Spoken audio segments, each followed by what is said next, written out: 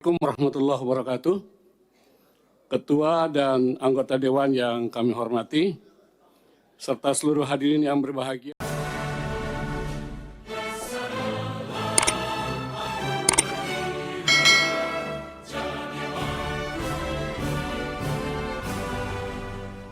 Sejumlah anggota DPR RI dari 3 fraksi, yakni PDI, PKB, dan PKS, mengusulkan digelarnya hak angket untuk menyelidiki dugaan kecurangan dalam pemilu 2024. Hal itu disampaikan dalam rapat paripurna DPR yang digelar pada Selasa 5 Maret 2024. Anggota DPR yang mengusulkan hak angket itu adalah Arya Bima dari fraksi PDIP, Luluk Nur Hamidah dari fraksi PKB, dan Aus Hidayat Nur dari fraksi PKS.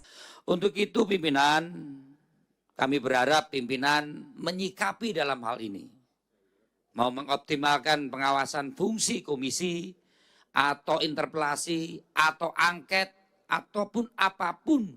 Supaya pemilu ke depan, kualitas pemilu ke depan, itu harus ada hal-hal yang dilakukan dengan mengkoreksi aturan-aturan kita, maupun mengoptimalkan pengawasan kita sebagai anggota legislatif yang tidak ada taringnya, yang tidak ada marwahnya di dalam pelaksanaan pemilu kemarin. Munculnya berbagai kecurigaan dan praduga di tengah masyarakat perihal terjadinya kecurangan dan pelanggaran dalam penyelenggaraan pemilu perlu direspon DPR RI secara bijak dan proporsional. Hak angket adalah salah satu instrumen yang dimiliki DPR dan diatur dalam Undang-Undang Dasar, dan undang-undang bisa digunakan untuk menjawab kecurigaan dan praduga itu secara terbuka dan transparan.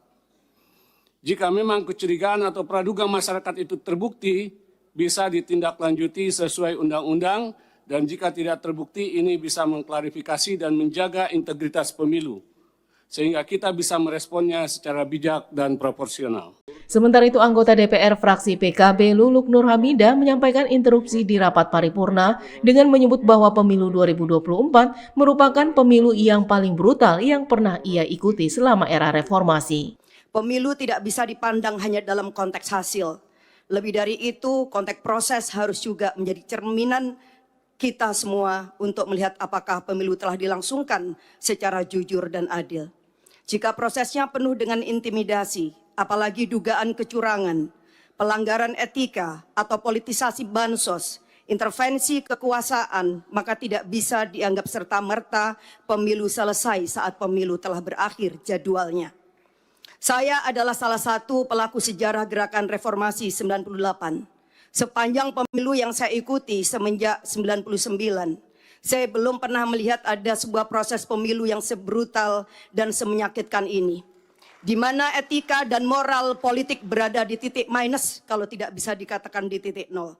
Ketika para akademisi, para budayawan, para profesor, para mahasiswa, bahkan rakyat biasa sudah mulai berteriak tentang sesuatu yang dianggap ada kecurangan, maka saya kira alangkah naifnya kalau lembaga Dewan Perwakilan Rakyat hanya diam saja dan membiarkan seolah-olah tidak terjadi sesuatu. Namun usulan hak angket itu tidak direspon pimpinan DPR, dalam hal ini dipimpin oleh Wakil Ketua DPR Sufmi Dasko Ahmad. Pimpinan DPR dari Partai Gerindra itu tidak menanggapi usulan hak angket yang disampaikan para anggota DPR. Tim UTV mengabarkan.